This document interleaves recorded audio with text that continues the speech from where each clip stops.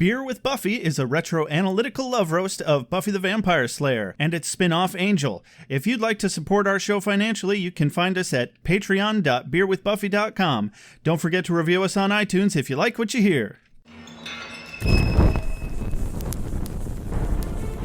A couple hundred years ago, the only thing you had to worry about was a hangover. You telling me you're an investigator? More or less. Today, because of your curse thingy, you can't sleep with anyone. I'm not a taint. I'm your boss. Or else you might feel a moment of true happiness. You got a real addiction to the brooding part of life. Lose your soul. Except for the bulk of it, where I was nearly tortured to death. Become evil again. You're a demon hunter. Road demon hunter. And kill everyone. It's fucking I fantastic. love that sound. Thanks, Cornelia. I always appreciate your perspective.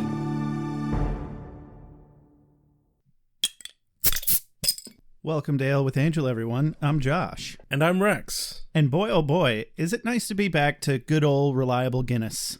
Yeah. So smooth. Oh, yeah, that's good stuff. Oh yeah, all for mo. My brain still thinks Beer with Buffy when we do that. Like, as soon as we cracked it, I'm like, oh, it's Beer with Buffy time. I did say Ale with Angel, right? You did. Oh, thank God. But, like, my brain skipped a beat. Oh, yeah. It's like, oh, shit, right. Wrong show. My heart just skipped a beat. That's called angina. You can die from that. So, today on Ale with Angel, we are reviewing Season 1, Episode 7, entitled The Bachelor Party. Yes, yes, yes.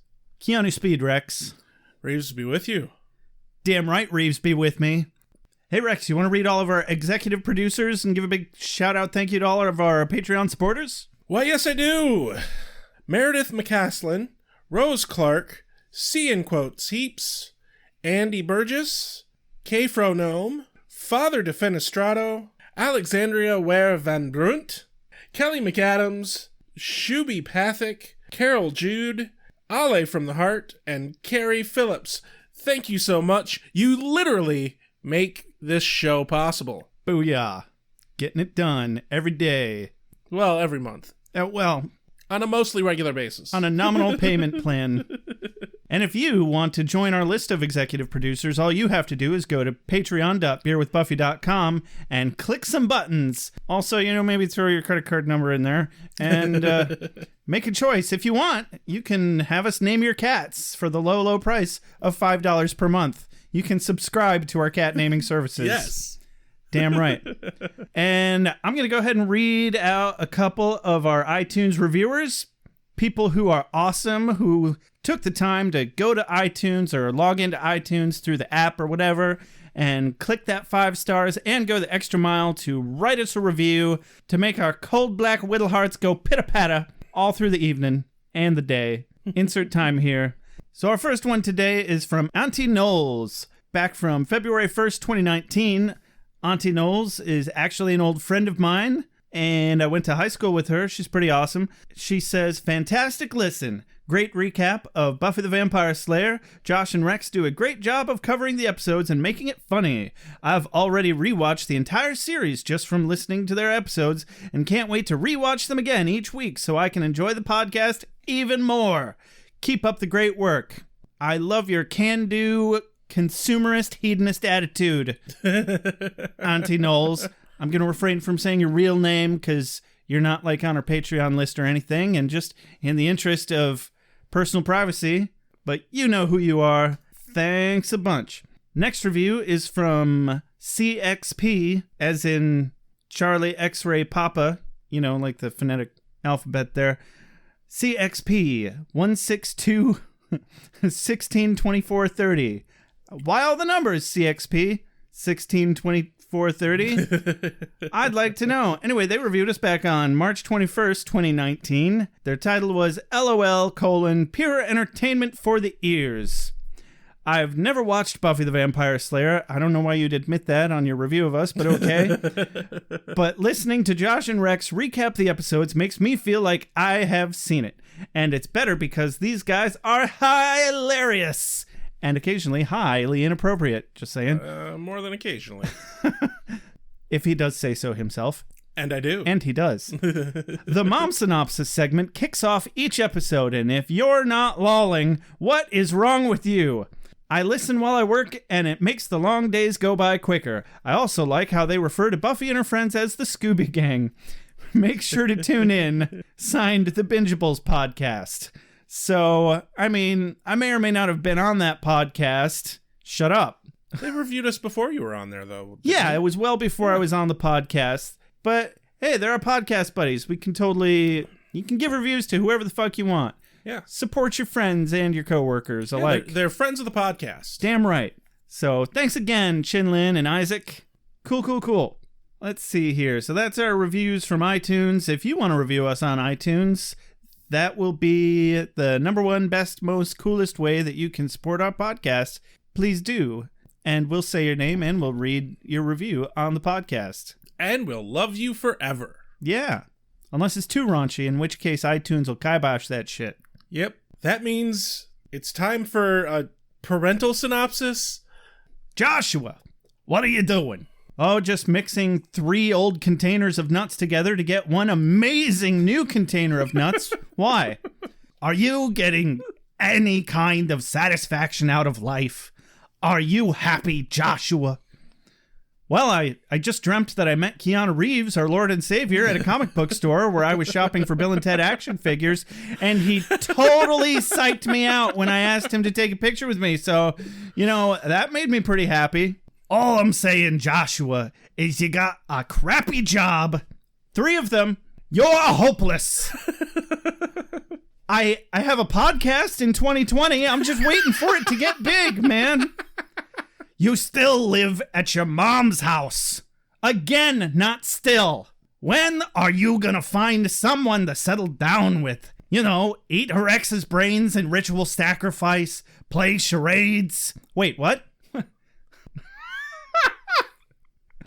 I am cracked the fuck out. All right, we're gonna do this. I cannot believe I wrote this. Oh, God. And that it passed a final review. So, give me a sec. Eat Rex's brains in ritual sacrifice, play charades. Wait, what? Brains, the magical fruit. The more you eat, the more you... No, don't fucking change the subject, Dad. Since when do you care about me being happy?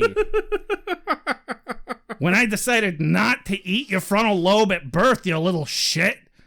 That's fair. I just worry, Dad. What if I find a woman I like and her legs only bend one way? Well, then you'll use the soup spoon instead of the shrimp fork, ass. And then I'll keep looking. Great talk, Dad. Attaboy. Sometimes conversations don't go completely south with him. Man, getting a hell of a start off to today's episode. So, just as Cordelia decides that she's a little into Doyle, his wife decides to pop up and wants a divorce, and her fiancé wants Doyle's blessing. Unbeknownst to Doyle, his blessing is the equivalent of a verbal consent to eat his fucking brains in a demonic prenuptial ritual, because, spoiler alert, Richard and his family are from an Anamovic demon clan, and now his ex-wife Harry, yeah, you heard me, like Potter, is an ethno-demonologist and fully aware of his demon heritage, but not aware that they want to murder Doyle, or else they refuse to allow Richard to marry Harry. Angel saves the day, Cordelia seems like she cares, which is kind of a new thing for her, and Doyle gets a cliffhanger vision about Buffy. The end. Ladies, gentlemen, spiny-headed looking creatures. As soon as the sun goes down, as soon as the sun goes down, vampire competition is a beautiful thing. And for once, we don't have a cold open. It's a dramatic open. Dramatic opening. Do I need to dramatically read something for you, Rex? No. Oh, good. Thank God, because I was not prepared for that. I felt obligated to offer, though. I appreciate it. Willing to step up when necessary. Yeah, I do what I can, unless I can't, or something. We do what we must because we can. You know, that makes me someday down the line want to just be like, oh, hold on, and call you up and put you on speakerphone. Hey, Josh, I need a dramatic reading. Shit, I promised him that exactly 14 years, 3 months, 2 weeks, and 7 seconds ago. Fuck. Anyway, welcome to Angel Investigations After Hours. Nothing going on. Boring as fuck. It's actually not a bad cricket. Thank you. Yeah. Is that my compliment for the year since I gave you one a few episodes ago? More like month. All right. Compliment a little more often. Don't get too fucking mushy. All right. This is ale with Angel, not fucking pudding with cherries on top and whipped cream with Angel and eating it off of my stomach. You know. Are you channeling your fake dad? No. I mean, the apple doesn't fall far from the tree. You mean the fake apples? I never ate pudding off of your stomach. Not willingly, anyway. Okay. Dramatic opening where Angel is engaged in a very exciting night. And Doyle's whining because he's bored and lonely and wants to drown his sorrows in booze. I mean, I can relate. Either way, it feels like episode 2 all over again in the beginning here. A little bit, yeah. And turns out he's just butthurt that Cordy has a date. Yeah, I do have to say, though, what the fuck is wrong with Doyle? Because he's like, 2 words for you. Sports bar. It's like, wait, what? No! Sports bars suck! They're bullshit! Oh, fucking TVs everywhere. And I hate TVs. Like, if you want to play pool and get a burger, that's fine. Go to a sports bar, but it's not like, oh, that's the hot spot. Yeah, right there. Oh, give it to me. Yeah, I was accidentally channeling the dad character. The dad character's not actually based on my dad, so I can do whatever the fuck I want with him. So, yeah, Doyle's butthurt because Cordy is going on a date with a rich guy named Pierce. Pierce. I forgot his name was Pierce. So, yeah, of course he's fucking rich. And it's fucking LA. I'm surprised she didn't have 100 guys a day trying to make her a trophy wife, you know? Right? Like, right? She's not like backwoods town pretty. She's rich girl pretty. Yeah. She comes from money. She just doesn't have any money anymore. She also knows how to dress like that. Yes, and she knows how to interact with rich people. It makes perfect sense. Yeah. I've been watching way too much Community because Pierce is Chevy Chase's character on Community. It just makes me think of Hawkeye Pierce. You know, Alan Alda from MASH. I never really watched MASH. Oh, I fucking love MASH. Quick shout out, if any of you have not listened to the song Theme from MASH Guy, Google it and watch it right now because it's fucking amazing. I can't remember the name of the band. They're a comedy music troupe. Anyway, so I'm really glad that nobody has locked down Cordy yet because then we wouldn't get to enjoy her over here on Angel. So I'm not complaining. Right. So anyway, we get to meet Pierce. He's a twaffle. He is definition twaffle. Very much a twaffle. Yeah, he is a twat on a waffle with, not the cheap syrup either. No. We're talking, real maple syrup always seems thinner to me, but it's richer. It's so much richer than that other thick, nasty shit. Oh, and he's full of money, so therefore it's very, very rich. Very, very rich, you say. No. There's fucking whipped cream and goddamn strawberries on that shit. And that's just at the kids' table. Yes. Yeah. So Angel gives him the fucking dad grill. Right. And it's amazing. I fucking is. love it. So Angel's like, what's your hurry? You didn't even introduce us because Cordy's trying to fucking beeline out the door. And she's like, Angel, Doyle, Pierce. Okay, bye. And then he's like, you work, Pierce? Oh, I trade. I trade. Futures and options market. No. Good. Out to dinner? Le Petit Renard. Doyle. This is why I'm reading this all, because this is one of my quotes of the day, and we need context. So Doyle says, all right, nice spot. Duck is dry. It's so fucking, it's perfect. It's so butthurt, and hey, you're not better than me all at the same time. Oh, yeah. Angel finishes up with, "So, how late will you be?" She's like, "Don't wait up." And she finally figures out their game and fucks off without responding anymore. It's like, don't engage. Run! Run for the hills. Yeah.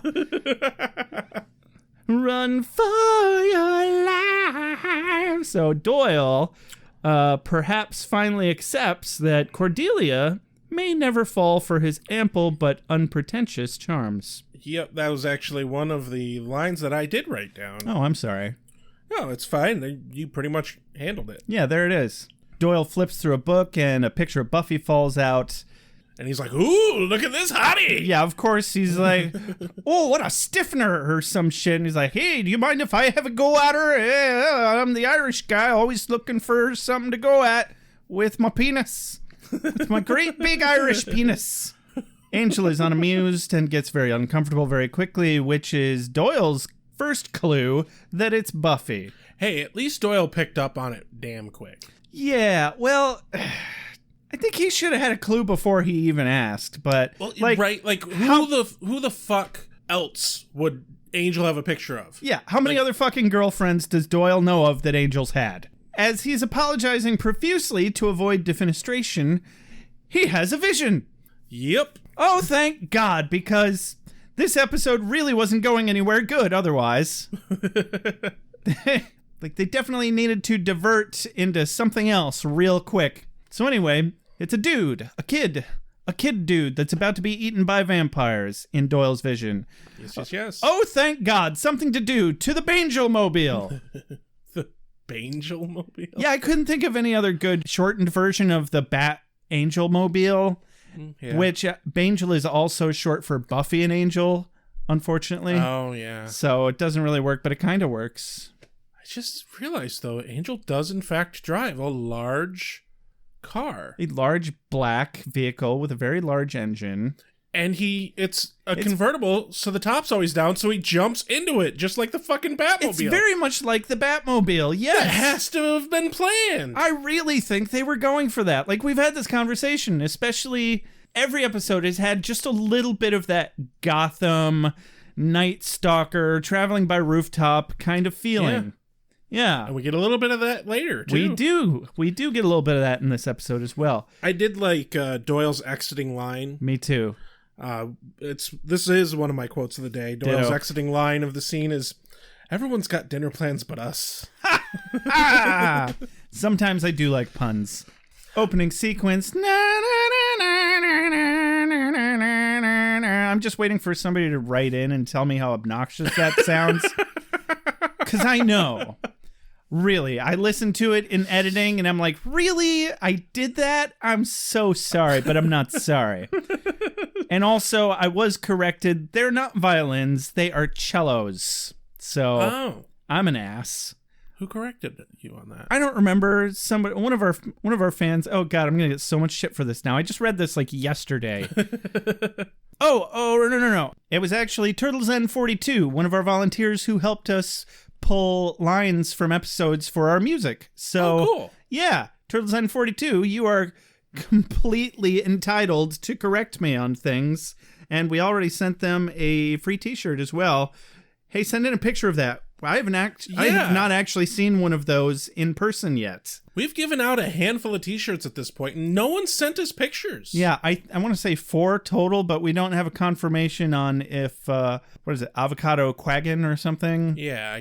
Well, they were in the UK, and that was the one where we had a mail snafu, so we actually found a fucking UK-based t-shirt maker and had to pull a little slipperoo to get the payment through. Yeah. But still haven't gotten any confirmation that it arrived and was received properly. Anyway, definitely not violins. They are cellos. Know this.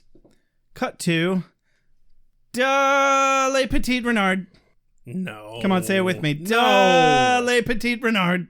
Do you honestly think I could get that sentence out without tripping over it? No, I do not. I do not believe that at all. Come on, you got this. 3, 2, 1. No. Le Petit Renard. Oh, for fuck's sake. Anyway. All right. Thank God this guy's boring as shit. Oh my God. Hey, Rex, you know what's the most exciting thing in the world? I'm sorry. Oh, Rex, do you know what's the most exciting thing in the world? 6 1/8 of a cent, Rex. Oh, right up there with linoleum. Lube me up, Edgar, because I think this party's just getting started. Oh, hey. Don't bring my cat into this. Oh, Edgar, it's going to be so vainglorious. Hey, would you like to anagram some towels? Polish the silverware? Maybe we could really stir up some shit and get an early start on our taxes. Oh, I've got a pile of receipts just waiting to... Oh, God, I've jizzed myself. Oh, you went a little into Stewie from Family Guy there. Cool Whip. God damn it. There's going to be so much Cool Whip. There you go. Anyway... I thought it was absolutely hilarious that the things he's trading on are like farming and stuff. Uh-huh. And so it's like even worse than just like, he's not like a stock trader or anything. Yeah. I guess I didn't even pick up on that.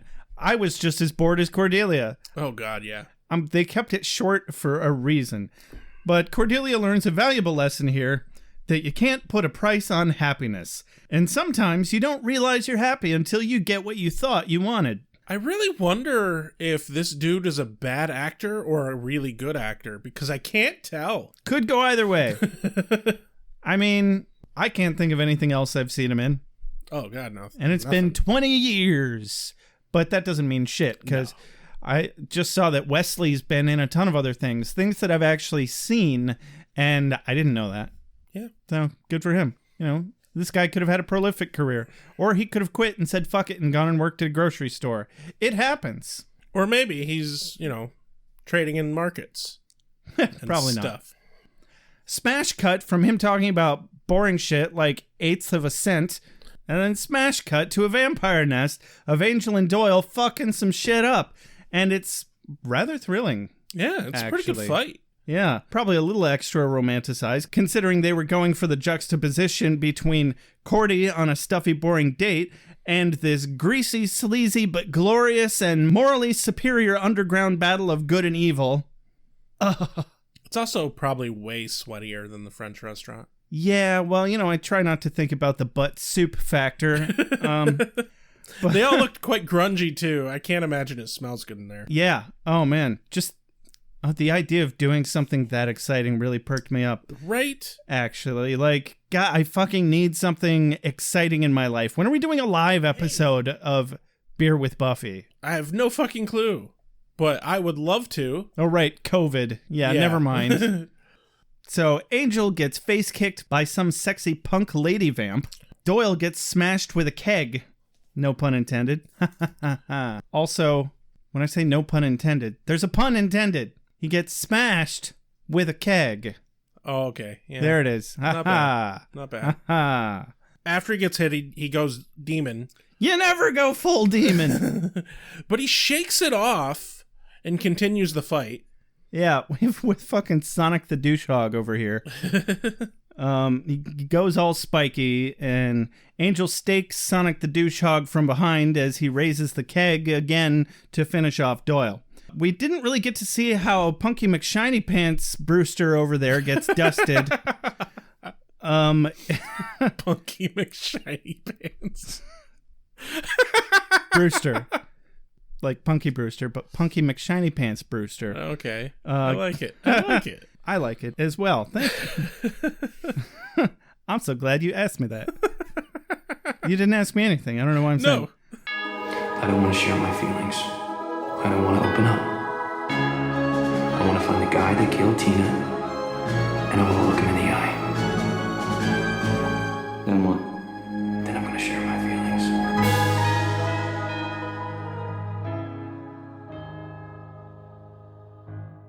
Anyway, they're saving this dude that was hanging from chains. The Angel goes to walk him home, and he's like, Doyle, why'd you shake off your demon part? You're stronger, right? Yeah. And he's just like, it's just not my style, really. I don't like to do that. Want a fair fight or some shit like that?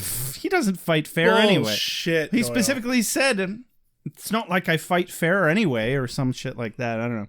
And then a loose end pops up. Yeah. Just as they leave the hallway, this big-ass motherfucker that looks like Danny Trejo jumped into a gene splicer with the Olsen twins and comes out wearing their clothes. I was wondering where you were going with the Olsen twins. Like, what? He's wearing a fucking overalls. Yeah. They look like women's overalls. And his haircut. I don't know. He looked like a stupid version of Danny Trejo. That's all I'm saying.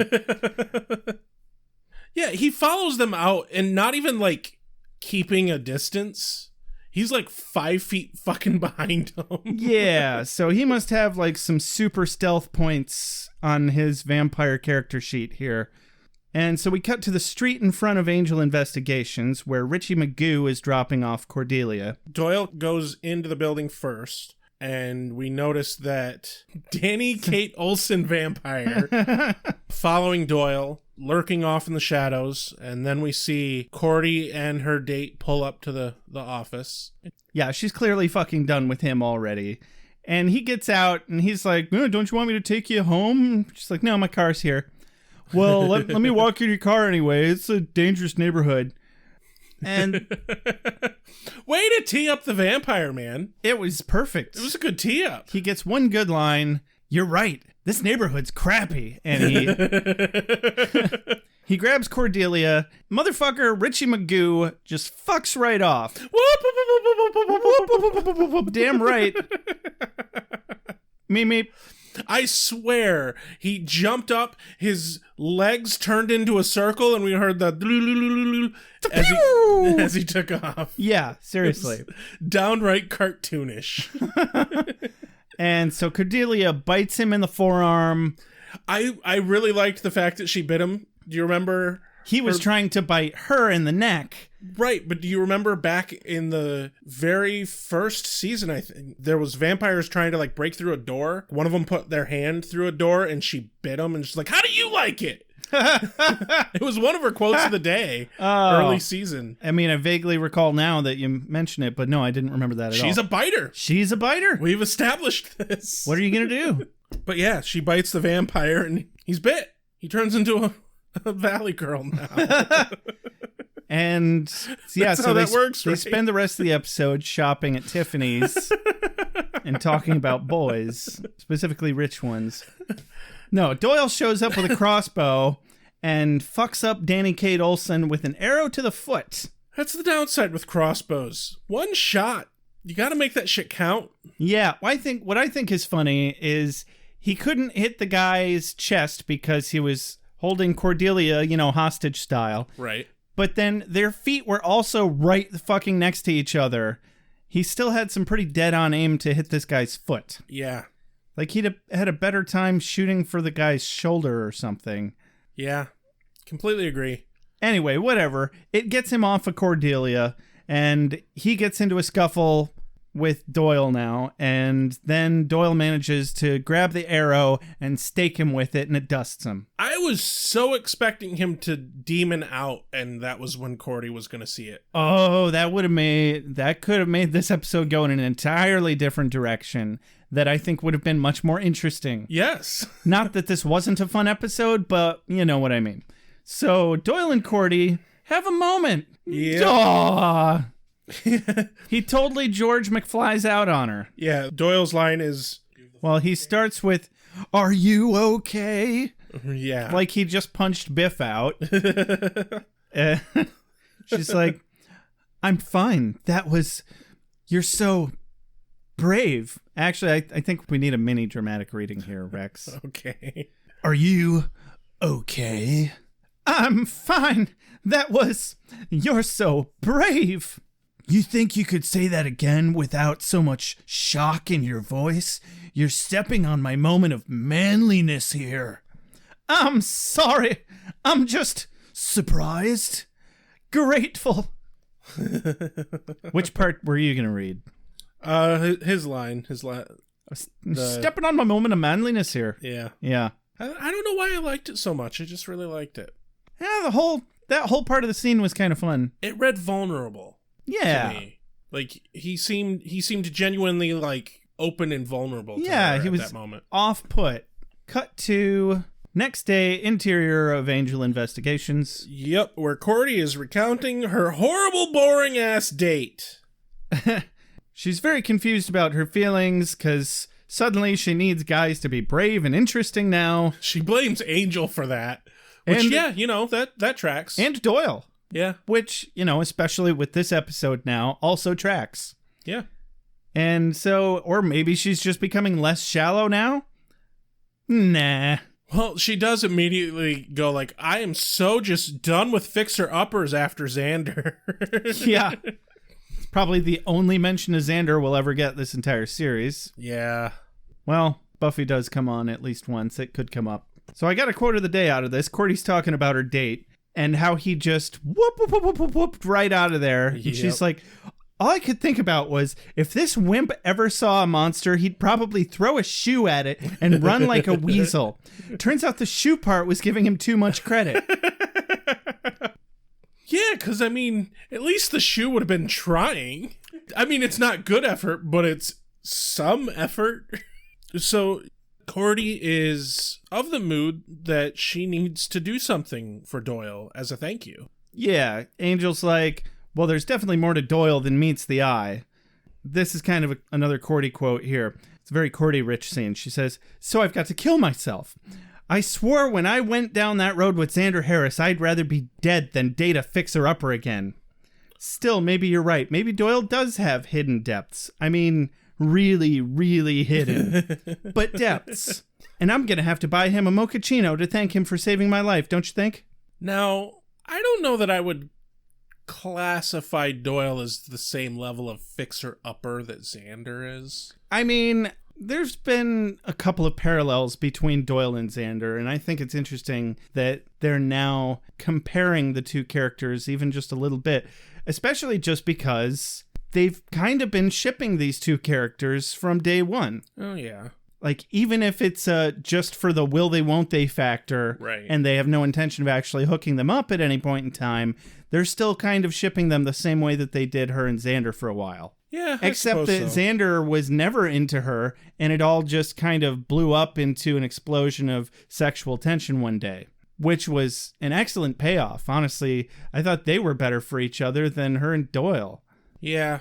Well, it's definitely true that the amazingly well-rounded, deep Cordy that we have here would never have happened without her being with Xander. But she also definitely never could have grown up without leaving Xander. So right. Anyway, so that line about the mochaccino, I don't know if I read it wrong or because there's a couple different ways that can be taken. It felt like she was saying, oh, I think the best way for me to vapidly shake this off and not feel in debt to him is to buy him a mochaccino and be done with it. But turns out what she really meant was maybe I need to give him a quick coffee date. Oh, I totally read it as coffee. Not, hey, I'm buying you off with the actual item of a mochaccino. Unquestionably, to me, that was, oh, maybe I owe him a coffee date, like a legitimate date. That's the impression I got after she went and talked to him. But before she did, I felt like she was like, maybe I need to buy him off because I feel guilty and indebted to him now. Well, I'm glad it wasn't that. Me too. Absolutely. Very much me too. Just saying. I thought that was an interesting way to look at that. So in that vein, she decides to go out into the front room and pop the question to Doyle. Knowing Cordelia, it was going to be more of a, hey, this is what's happening. Right. And you're just going to get swept up in this whether you like it or not, but you'll like it. We know. But it wasn't that at all. First off, she walks in on Doyle reenacting being a badass. Oh my God, that was so stupid. But for somebody who is insecure, that's something insecure people do. I understand the concept of reliving moments of glory. I just have a hard time imagining them manifesting themselves like that. That's all. Maybe they do. I can't imagine them manifesting themselves like that at all. He said with an implying look on his face, as if he had previously done it. Yeah, I don't know what you're talking about. Moving on. Cordy thinks he's a dork. Because he is. But she takes it in a cute way. Oh, she thought it was adorkable. Yeah. And then she attempts to ask him out, and she's nervous. Yeah, a little bit. Oh my God, it was amazing. I was like, this is happening. person needs certain designer things. You shouldn't be trying to eat my friend's brains. Hey, you're a vampire. And then, as fate would stick its dick in your eye, Doyle's fucking wife drives a monster truck bulldozer modded to look like the fucking Kool-Aid Man right through the giant blue ball dam of jizz and tumbleweeds that is Doyle's sex life. And it's like, oh yeah, could you sign these divorce papers? And oh, hey, here's my twat of a fiance. Too much? Just a little bit. Not too much. Much too much. Yeah. Oh, God. Sorry, I get a little carried away sometimes. Doyle's estranged wife steps into the office. If you want to be accurate, hard air quotes. And her name is Harry. And apparently Doyle's name is Francis. I'm assuming short for Harriet. Yeah. But that's just the exennial in me going, we have to code genitals by well-known names that are associated with genitals. According to the Buffy Wikipedia, it's short for Harriet. Oh, well. Oh, thank God. I was really questioning my core value system for a moment there.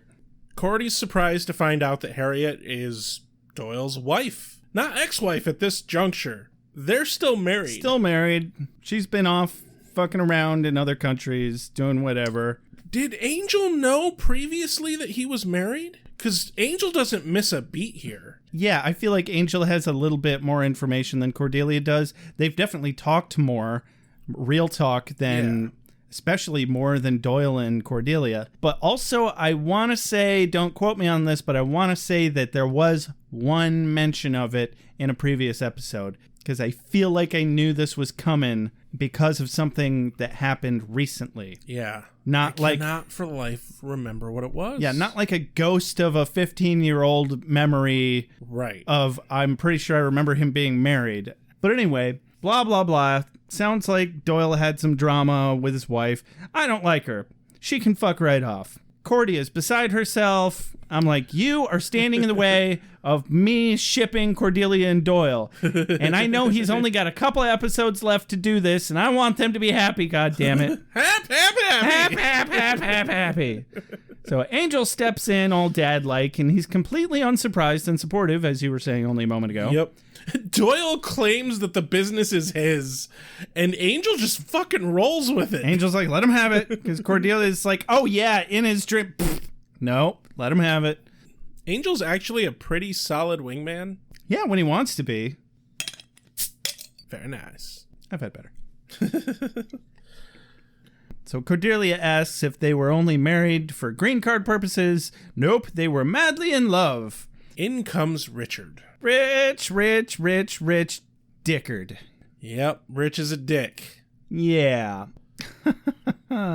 Yes. Did you notice we've seen this actor before? I did notice this, and I really thought that... But honestly, I was like, no, it has to be a different actor. This can't be the same guy. No, I was getting a huge Ted vibe off of him, like, you know, the serial killer robot. Yeah. Or he's going to turn out to be some evil cult leader demon.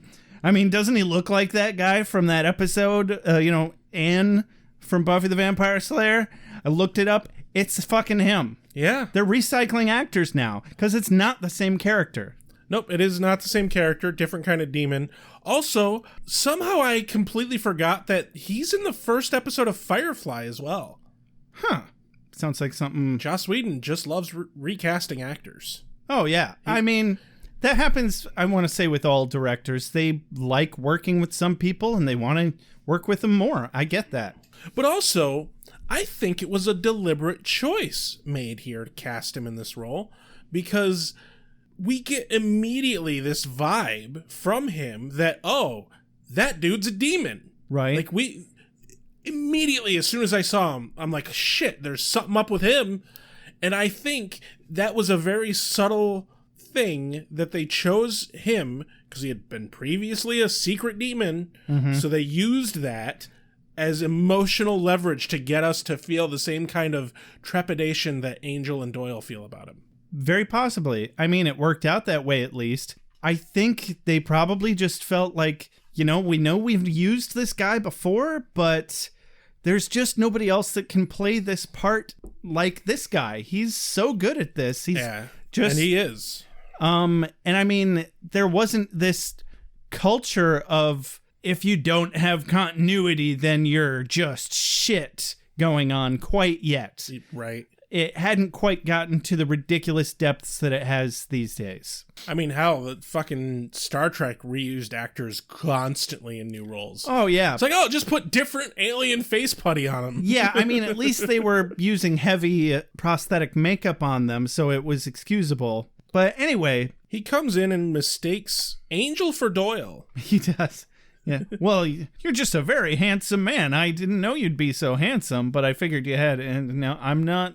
He's like, no, I'm not. Yes, you are handsome. No, I'm not Doyle. That's Doyle. Turns and looks at Doyle and goes, oh, that's more like it. Oh, that makes sense. What a fucking tit. Not to say that you're not a handsome man. But, yeah.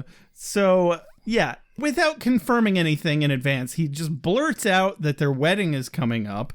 Yeah, I think he does it on purpose. Like, there's no fucking excuse for that. You know that she had only been in there for less than 5 minutes, and she hadn't dropped the bomb that she wants a divorce, and she's getting married yet. Did he fucking think that she had walked in and been like, bitch, give me a divorce? Right?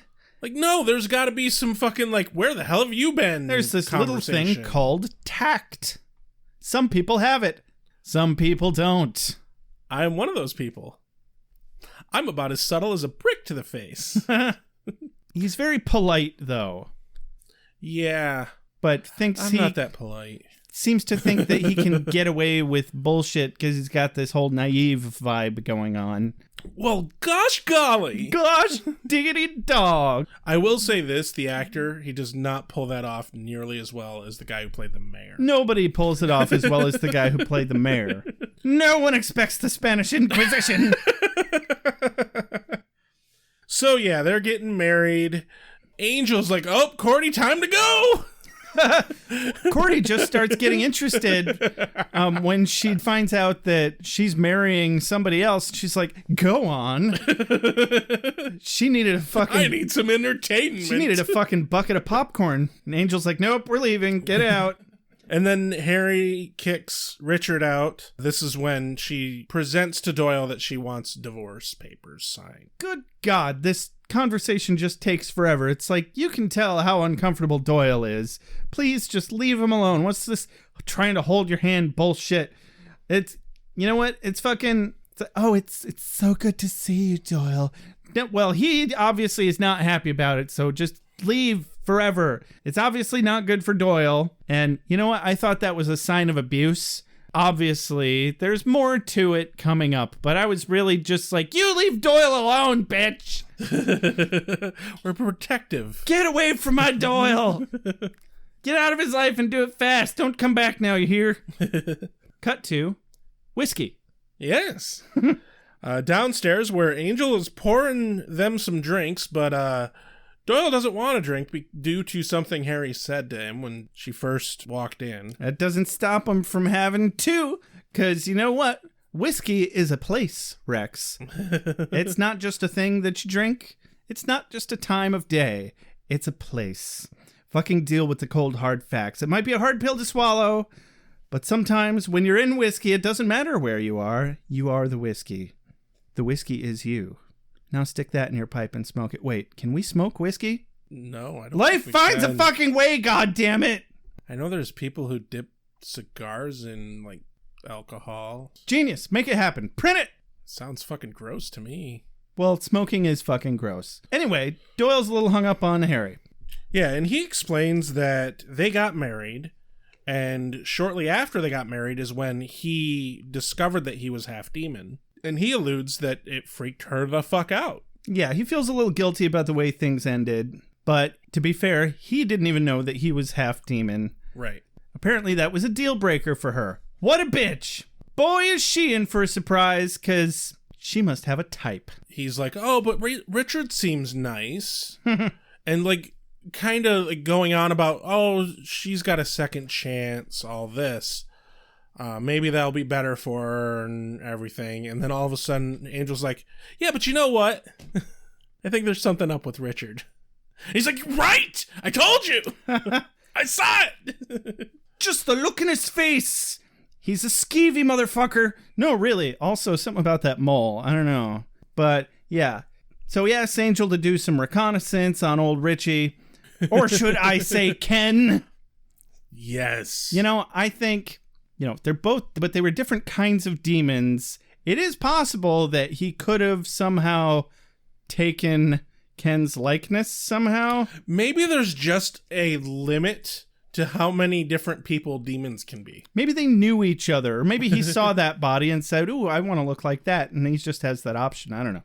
Whatever. Fuck it. So I did like Angel's line when he agrees to look into Rich for Doyle. He's like, don't tell Cordy. She'll want to charge you. Yeah. Then Doyle chugs a couple more shots of whiskey. I mean, take it easy, motherfucker. Sip that shit. Yeah. Unless it's cheap, and then mix it with something. Yeah. You don't shoot it. Like, that's why it's bad for you. You're getting yourself way too drunk way too fast when you do that. I don't see Angel putting on tights. Oh, now I do, and it's really disturbing. Protecting young women such as yourself? Oh, yeah, there's been 4. And 3 of them are very much alive. Cut to outside on the street. Where Angel does a Batman. Bat Angel is doing his Creature of the Night routine, traveling by rooftop. No. Angel! Yeah. I'm so jealous. I really want to travel by rooftop. I have done it. It's hard. Yeah, I'm sure it is. For a human. Yes. So Angel's spying on Richie, who's just walking down the sidewalk, but then he saunters past this parked car that's a bit suspicious and nondescript, grabs a package out of the passenger window, and just probably drugs! Keeps it moving along. It looks like a drug handoff, definitely. I loved how Angel walked these rooftops, because there were 3 rooftops. They were each slightly lower than the next, and he just walks off the edge casually and drops down each one. Right. And it was just so nonchalant. It was fantastic. Yeah. Well, it actually looked like there were feasibly distanced platforms. Yeah. But from the angle that we were at, it was like, oh, no human could jump that distance. But then he didn't actually end up falling all that far when he did jump. Right. So it was probably still a stunt double. But who cares? I don't know. It was neat. I want to travel by rooftop. It'll be great. Gonna do this. Gonna make it happen. It's gonna be awesome, bro. After Richard gets his probably drug package, he goes to a steakhouse and goes inside. It's the interior of Straley's Steakhouse kitchen, which is his family-owned restaurant because he is Richard Straley. Yep. And he puts the package in the fridge. Some time passes, and he comes back in with Harry. And she's got a bunch of packages. She's very excited about them. Yes. He goes to get some wine and comes back with a knife, and in the meantime, he's turned into a demon. And we get some very ominous music, and he's holding this knife, and he's like, I'll be right there, honey.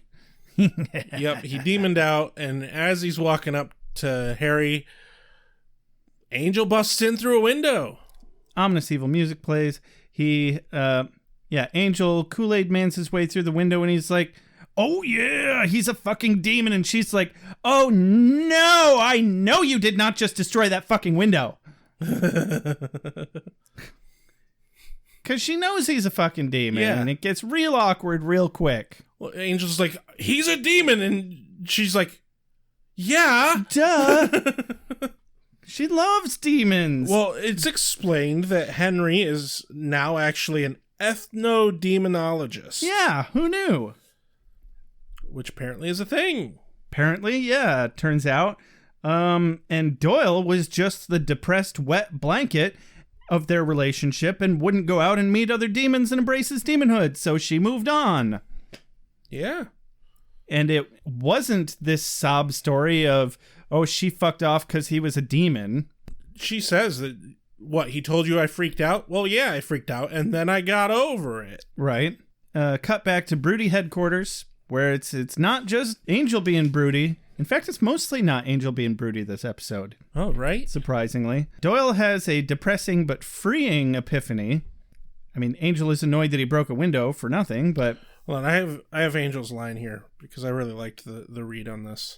Go for it. Because he opens the book and he finds the entry for the Anomovic demons. And he's like, Anomovic demons. Once a nomadic tribe, at one point they did have violent leanings. And Doyle's like, see, I knew. She's in trouble. But gave up these orthodox teachings and language around the turn of the century. Now they own a number of restaurants with pretty expensive windows. He would know because he broke one of them and now has to pay for it. Yeah. And there goes their entire first job's earnings. As soon as Angel says pretty expensive windows, Doyle immediately goes, I'm going to chip in on that. Yeah. And then I really liked Doyle's line here. He says, you know, all that time Harry would go on about what an amazing thing my demon half could be, the worlds that opened up to us. I thought she was just trying to make me feel better. I thought she was just pitying me. But it was true. I wasn't listening, you know? Harry didn't leave because of the demon in me. She left because of me.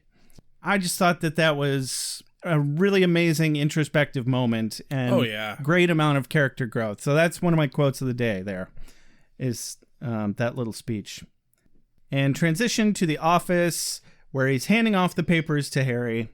Yep. She goes into the other room to get copies of the divorce papers made with Cordelia and invites Cordelia to her bachelorette party. This is the shit that literally could only happen in a goddamn TV show. Right. I would never in a million years agree to this. But she's like, well, you know, Richard just wanted a minute alone with Doyle to invite him to his bachelor party. And cut to out in the other room, Richard invites Doyle to his bachelor's party. He's like, you know, it would just mean so much to me, but it'd mean even more to Harry if you would come to my bachelor party and give us your blessing or some shit.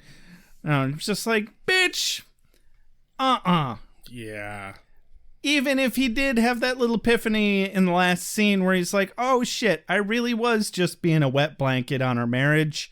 And it was my issue of not being able to get over my demon half that was the problem, not hers. I'm still not going to my fucking ex-wife's new husband's bachelor party. I could understand doing that kind of thing if the divorce happened a long while back and you've grown into a friendship. Right. Then, okay, yeah, that makes sense. But outside of that, what the fuck? Yeah, too soon, man. Too soon. Ripping the tape off. Definitely. Like, congratulations, you're divorced! Speed mourning. Now, if you slow down the shot, you can actually watch his facial expressions as he goes through all of the 7 stages of grief in a matter of 5 seconds. Isn't it 5 stages of grief? I don't know. However many stages of grief there are. That's how good he is at it. He added a couple just for good effect. He backtracked a little bit there. He got past anger, and then he was like, you know what? I wasn't done there, and had to go back. Nobody's perfect. But he's still damn skilled. Damn skilled at grieving. So cut to suburbia hell. Oh, God. In actuality, it is Richard's parents' house. Yep. They're listing off all the things that they're going to be doing at the bachelor party. Yeah, so party plans. Greetings, drinking, food, drinking, stripper, darts, ritual eating of the first husband's brains, charades. Hey, now, just hold the fuck on a second. What the hell do you mean charades? Fuck that game. Nobody likes charades. But Richard being Richard, the dick that he is, it's like, I think charades will be quite fun. I think that sounds fun, yeah. But yeah, what the fuck? Eating... I'm really pissed that they threw this scene in here, honestly. What? Again, they're like, yeah, you know what? Oh. We're going to fuck any tension. Yeah. Like, fuck tension. Or any kind of suspenseful buildup. Yeah. To like, oh, what's wrong? What are they going to do? They can't just be the nice guys. Like, imagine if you didn't find out that his brains were going to get eaten until he's thrown in the fucking case thing. Honestly, I thought it worked this time. I I thought this scene was hilarious, and I was glad that they did it because I felt like it was more interesting waiting to see how it goes down now that I knew what was going to happen. Because, like, we knew he was going to fucking turn out to be evil from second one, just based on who they cast. Yeah. But there were other points in time where it just would have been so much nicer if they just hadn't given us the answer already. But there was enough meat to this one, I suppose, where it was interesting anyway, in my opinion. Judging by your uncomfortableness, I would say you're either about to ask me out on a date or you need a favor. Well, see, the thing about detectives is they have resumes and business licenses and last names. Pop stars and popes, those are the one-name guys. So yeah, immediately we cut to the bachelor party. Duh, steakhouse. That one kind of works. Cool. You gonna do it with me? Sure. It only works if we do it at the same time. Fine. Duh, steakhouse. There we go. We're gonna have a new bronze someday. I swear. So Doyle shows up to the bar, which is Richard's family restaurant. We already established that. Angel is with Doyle, and the family seems displeased about this. I can only imagine Angel's inner monologue as he's walking into a fucking bachelor party. It's like, I'm a fucking immortal creature of the night who's murdered hundreds, if not thousands, of innocents, and I still feel obligated to go to droll social events for emotional support. I am the night. I imagine after he rants about that for a while, he's like, and I still have more to read in my book. Can't even get a good fucking book read of fucking eternity. But Angel is definitely going to be Doyle's saving grace. I was very curious to find out how.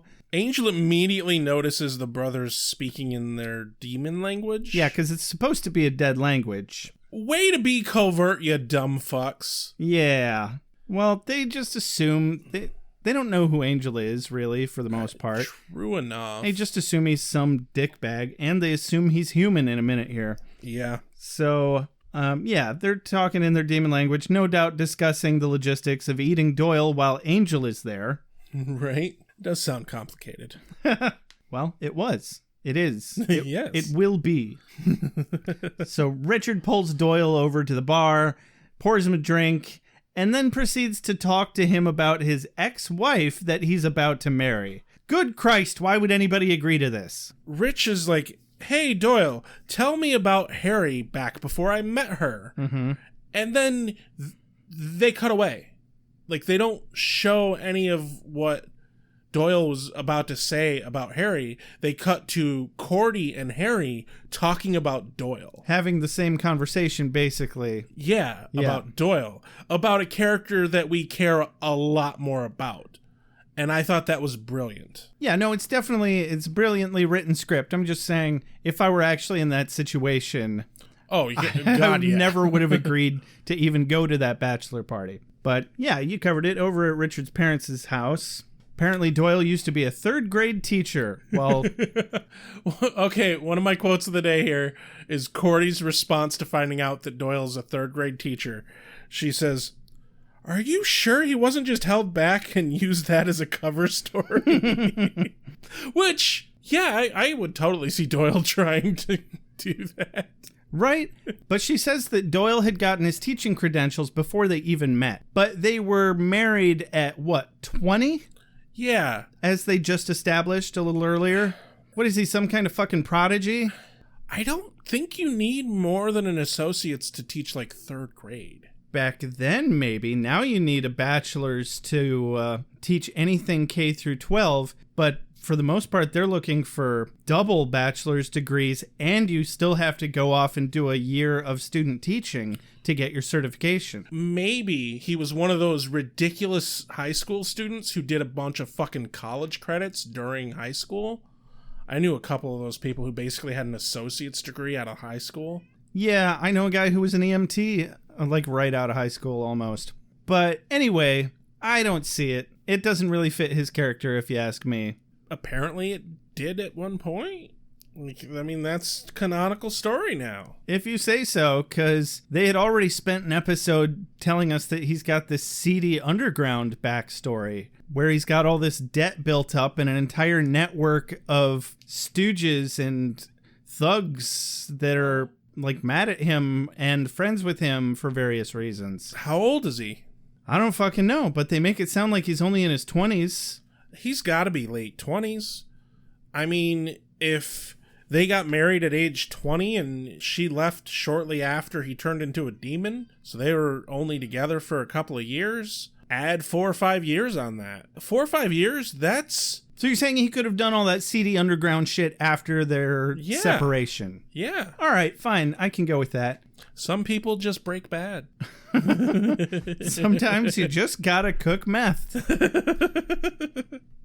So cut back to the steakhouse where Richard's fucking with Doyle's head some more. Yeah. Like he's not hung up enough on Harry. Blah, blah, blah. She'll always love you. I can never be her first. I just need your blessing. Blah, blah, blah. Oh, look, a stripper with a Smurf theme. That looks entertaining.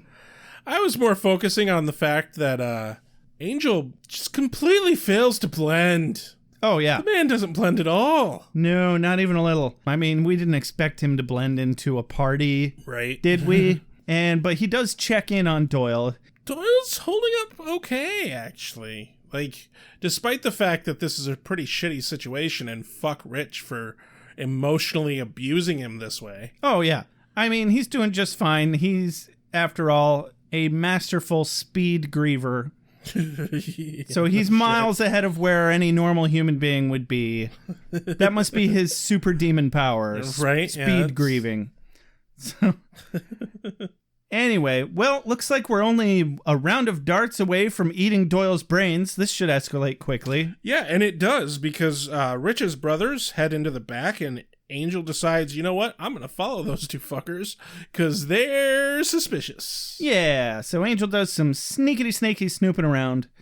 Oh, thank God, finally something interesting. Kinda walks in on not a full ritual, like preparations for a ritual. Yeah, it's the dad or the uncle or some shit doing some, like he's cutting his palm, which that is such a trope that I am so sick of. Cutting the palm, because they never look like it hurts. Like, I don't care if you're a demon, that has to hurt like a motherfucker. Yeah, and then like... You've got so many nerve... You have to use that for things. Yeah, like... you've got so many nerve endings in your hand. God, yeah. And good luck tying your shoes for the next 3 months. Good luck doing anything. Yeah. Hopefully he's right-handed. Yeah, 90% chance that he was right-handed. Definitely. But who knows? He's a demon. But yeah, he says something in some demonic language. And why is he fucking doing blood rituals with the door open? That's like masturbating or taking a shit with the damn door open. What if these sorts of demons are like cats and they get really upset at closed doors? That's canon. I'll take it. You close the door and these big, red, ridiculous brow ridge demons start just pawing at the door going, meow, meow, meow. That tracks. Yeah. Completely. All right, cut back to suburbia hell. Yeah, where Angel calls Cordy and wants to talk to Harry. And he remembers the chanting perfectly. Right. And wants translations. You know, that might be in the range of, like, things that him being a vampire helps, is memory. Sure, he's a sharp guy anyway. Yeah. I'll give him that. Harry is like, no, that's a dead language. That doesn't make any sense at all. Yeah, whatever. I think it's more impressive that the way he recites it to her, she's not writing that shit down or anything. And later she's looking it up and she fucking remembers it word for word. Right. Like, he didn't say, hey, I'm about to tell you this thing in a dead language. You should remember it and translate it later. Blah, blah, blah, blah, blah. I don't recognize this dead language, but I also remember absolutely everything that you just said. I don't know. Whatever. It kept the story moving anyway. But it's a plot hole, Josh. Well, sometimes when you need to keep the story moving and you're not exactly sure how to, you just gotta get in your car and take a little trip on down to the Plot Hole Emporium. Hey, is there an ancient demon dead language that you don't know anything about and nobody else does either? Well, tell you what, you can just play a game of telephone, and it'll work out just fine. Keep the story moving. That'll be $8 trillion. Isn't that so much better than writing a real story, Rex? Sure. No, it's actually much more expensive. These are convenience prices. Oh, God. It's not very convenient. Exactly. Like a fucking convenience fee at a bank. That's not a convenience! Now, don't forget to plot your holes before we hold your plots. I don't know. I need time to think of those. I'm with Wolfram and Hart. Everybody should have a lawyer like this. Mr. Winters shall never be convicted of any crime. Ever. Should you continue to harass our client, you'll be forced to bring him into the light of day. I want that stricken from the record. A place I'm told that's not all that healthy for you. Angel gets off the phone, runs into Rich's brother, and they have a fight! Oh, yeah, motherfucker, like, bumps into him. He's like, hey, man, what's your problem? No problem. Are you being disrespectful? It's like me and Rex at the bar. Yeah. Motherfuckers just come up to us, and they're like, you're gonna play pool with us. And we're like, no. Are you being disrespectful? You're so disrespectful! I'm just trying to be your friend, man. No, seriously, though. We're not even exaggerating. What, you don't want to be my friend? No, I don't want to be your fucking friend. I don't know who the fuck you are. Please stop hovering drunkenly at our table. So, yeah, there's a fight. Angel gets jumped by all the brothers and cousins and uncle dude. And then he gets defenestrated. Thrown right out that second story window. Yay! Yeet. Yeah, they whack him up good, huck him out the window. They think he's a human, methinks. They're like, oh, that's done. That's dealt with. Moving on. He can't hold his liquor, can he? And then we're cutting back and forth to Richard's lap dance while this fight is going on. And so now we're back at the lap dance finishing up, and Doyle approaches him and gives him a very heartfelt little speech. He's like, yeah. You know, I regret a lot of things in my life, and not making Harry happy is one of them. And I guess I got a second chance at it and all to make her happy and not stand in the way, so I give you my blessing. And then Richard's like, hey, look, he gave his blessing. And, you know, I just ask one thing, and it's that you don't touch me lucky grey matter, because they're mine and not yours. And, ooh, I love them so much, because they're amazing, and you'll never get them from me. Nope. Not with me, wily Irish rainbow magic stopping ya. Oh, Jesus, what are you doing to me, Skull? Oh, Lord God, no. Why would you even want to do that? What are you wearing, a lobster bib? Shit. Christ, I asked one thing, and that's not to eat my fucking brains, and you're doing it. Why are you doing that? It can't even be good. It doesn't taste good. It's brains, and you didn't even cook it.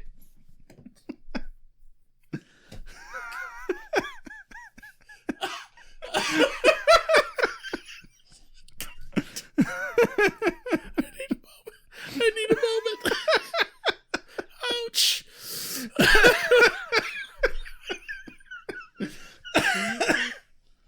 Like, I was not prepared for that. In retrospect, I really should have been prepared for that, but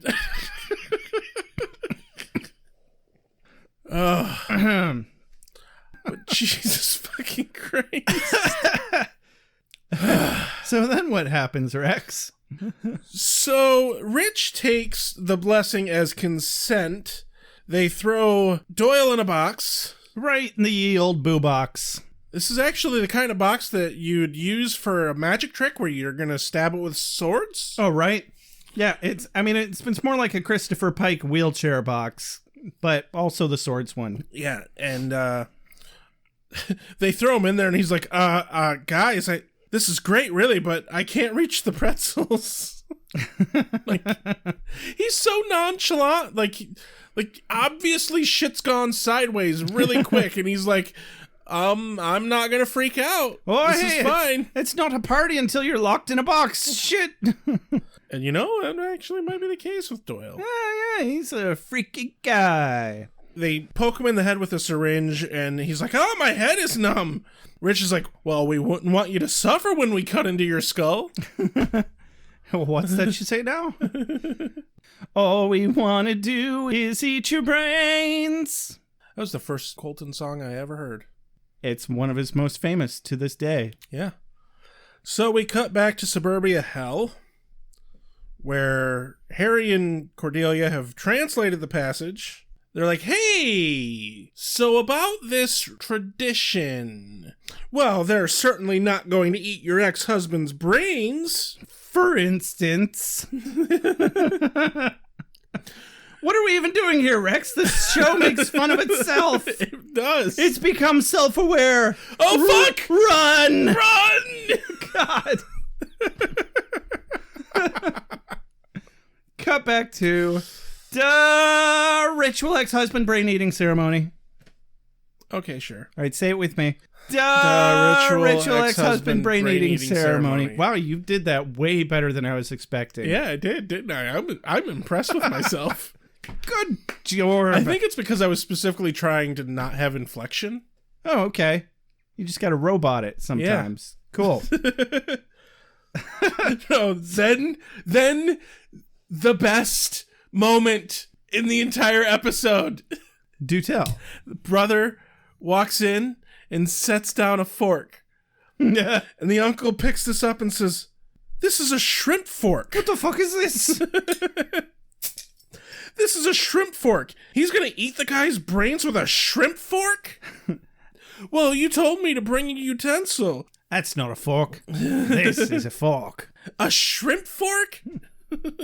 Our ancestors didn't give us like some special brain-eating fork.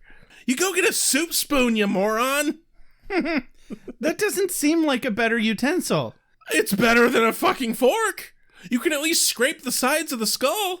I guess. It's like a bowl in there. You need a, like, it's chunky. All right, fine. You pop the skull off, you stick the spoon in, you stir it around vigorously.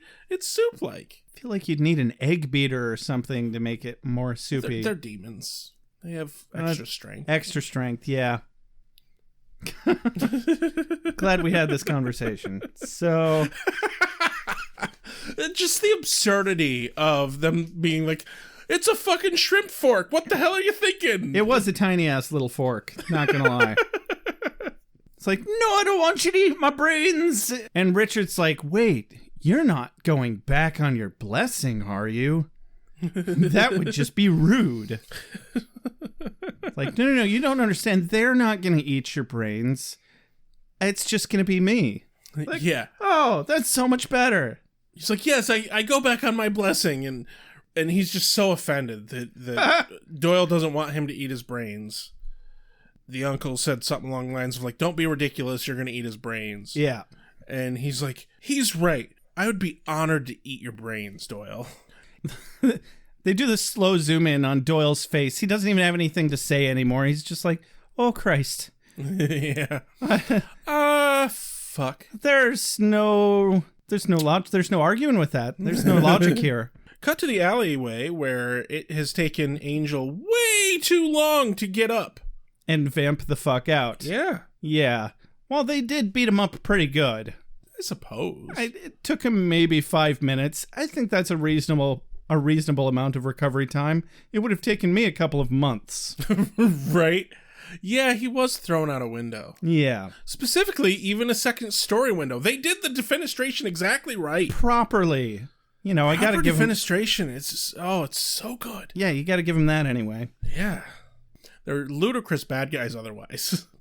Well, I mean, they are anyway, but even a broken clock is right twice a day. Yep.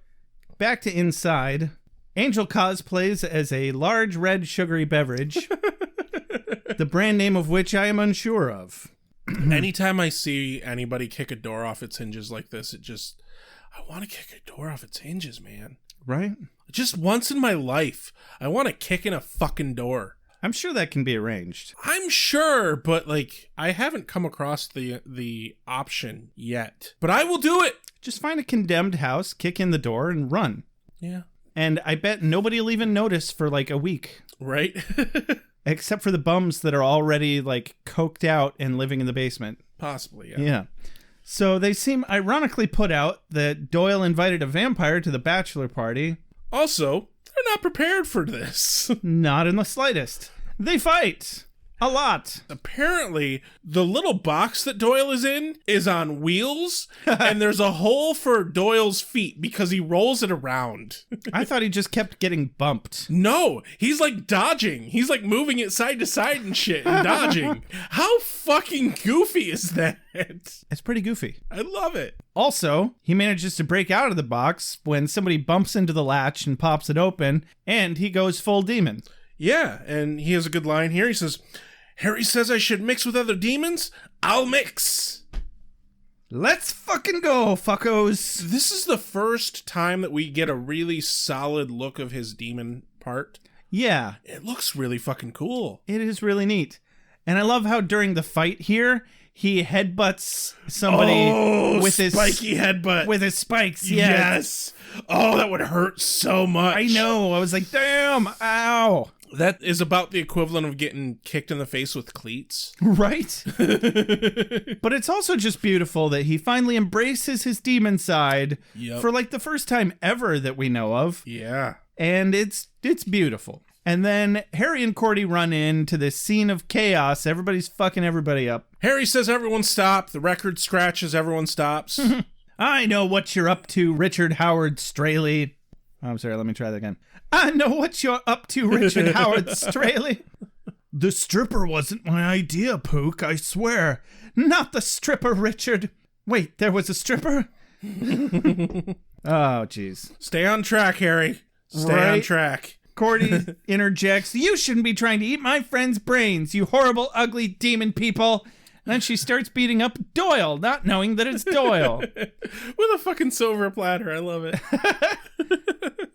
And then he bounces back up. Angel runs over and stops her, and she turns and looks at Angel, and in that time, Doyle undemons out and then runs up. And he has this big fucking red mark on his forehead. Oh, I didn't even notice that. And Cordy's like, what happened to you? Oh, you poor baby. She did it. It's hilarious. Yeah. Oh, what did they do to you? I could only see the dotted line on his forehead. I didn't even notice that. It was a good like lump. They did good with it. That's excellent. But yeah, Harry is super pissed about Rich wanting to eat Doyle's brains. Specifically, though, she's pissed about him lying about it. As she should be. She gets in a big argument with them about it. My favorite part was the uncle's line, "We don't flaunt our beliefs, but they're very dear to us."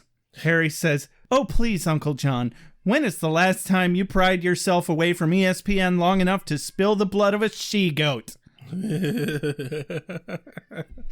Yeah, they're all very much missing the point here. Yeah. They're like, but we need his blessing in order to observe this ritual so that we can get married. And she's like, but you're gonna kill my fucking ex-husband who's still like a good person and my friend.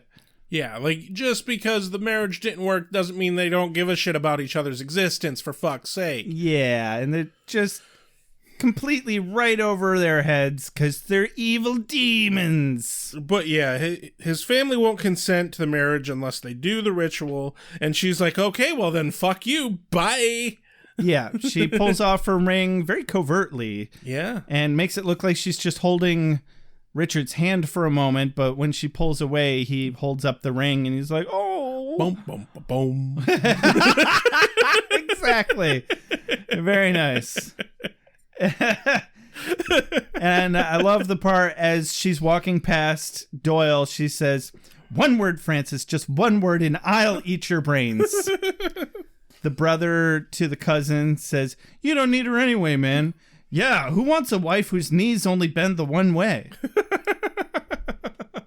How would you walk if they bend both ways? Like, that seems very difficult. Well, I mean, I think he was referring to, you know, like a goat, like goat's legs. Digitigrade. Yes, exactly. Which don't actually have backwards knees. They just have really long ankles. Yes.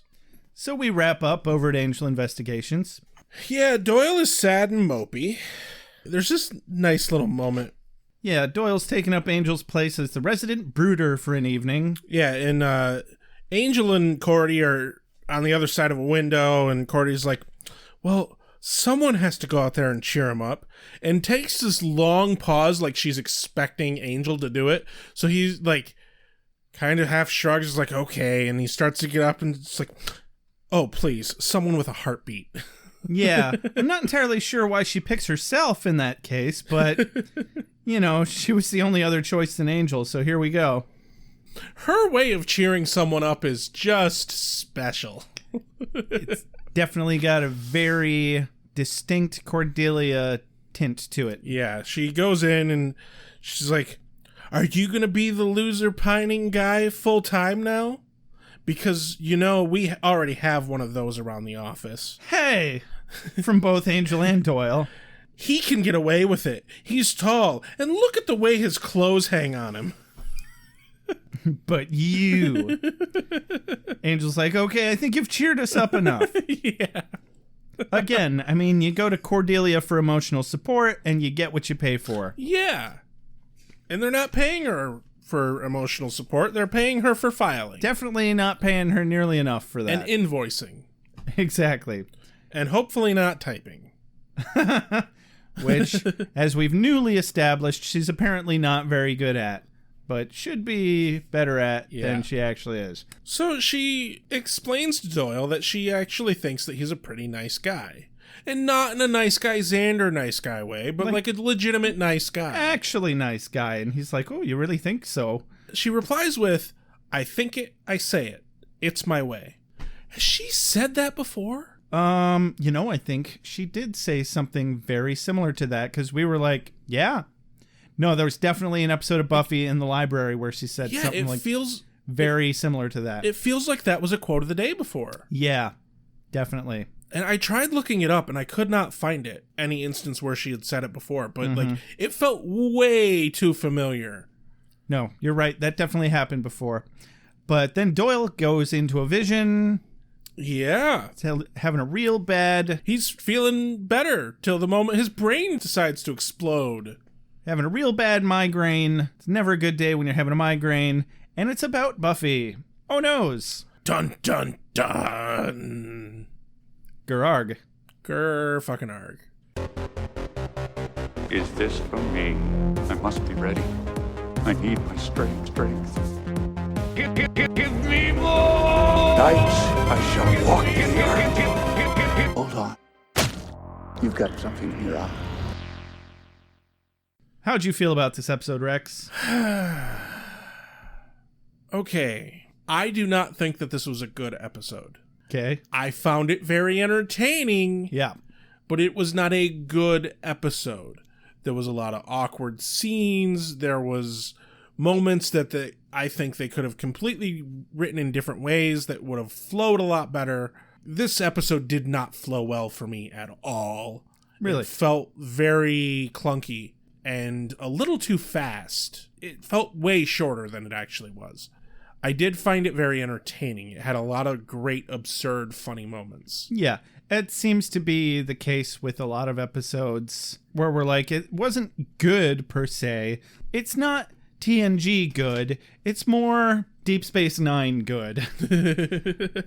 So how did you feel about it? Yeah, I just felt like this episode... So when I finished this episode, in looking back on it, especially when I was trying to write the actual synopsis, I was like... Is that all that happened? It didn't feel like a whole lot happened in this episode, because it seems like every episode where he has a vision just feels contrived.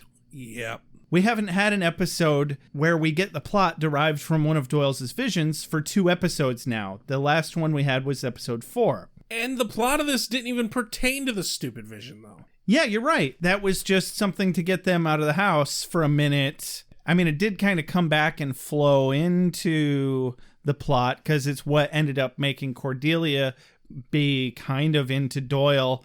And then they just brought in this wife character out of fucking left field. Yeah.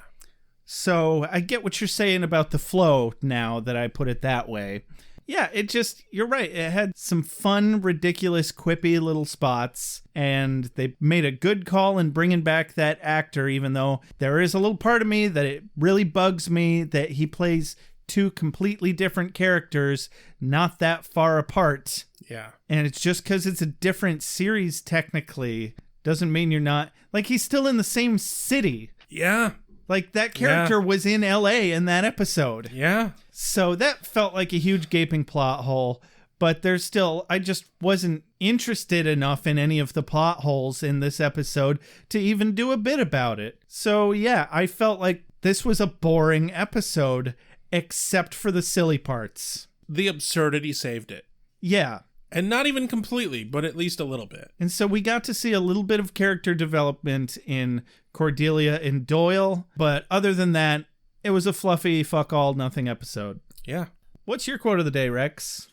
I have to go with a very absurd quote of the day. Excellent. And that is the shrimp fork conversation. This is a shrimp fork.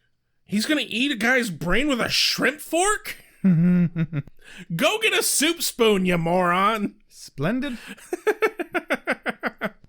This was a moment where I actually had to pause the episode and just sit there and laugh for a solid minute before I could continue my notes.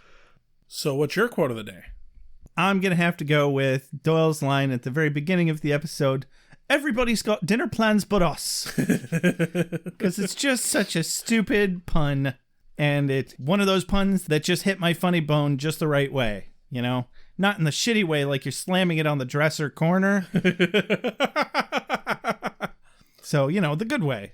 I suppose. Yeah. I do love me a good pun. Anyway, this has been another episode of Ale with Angel. Ale with Angel. As always, you can find us on Facebook under Beer with Buffy. You can find us on Twitter under Beer with Buffy. If you'd like to get a hold of us, you can do so on those platforms, but you can also give us an email, beerwithbuffy@gmail.com, or give us a voicemail or text message. That phone number, everybody, is 269-743-0783. Most importantly, if you'd like to really help out the show, you can leave us a review on iTunes. If you'd like to support us financially, you can do so in a couple of ways. First, you can buy merch. We have merch. store.beerwithbuffy.com. We got mugs, we got t-shirts, we got stickers. We also have hoodies. Yes, and guess what? Hoodie season is among us. Damn right it is. Well, for those of us who live in hoodie season areas. Yeah, temperate climates only. Unless you're one of those sick weirdos that wears hoodies in the summertime. With shorts. Right? And then also, if you would like to be one of our executive producers, you can do so by supporting us financially. Maybe we'll even name your cat at patreon.beerwithbuffy.com. Thank you very much to JJ Treadway for our new transition and opening music. This has been Ale with Angel. I'm Rex. I'm Josh. Have a good night. I'm not a monster, Tom. Well, technically I am. I guess I am. I make allowances for your years, but I expect a certain amount of responsibility, and instead of which you enslave yourself to this cult. You don't like the color?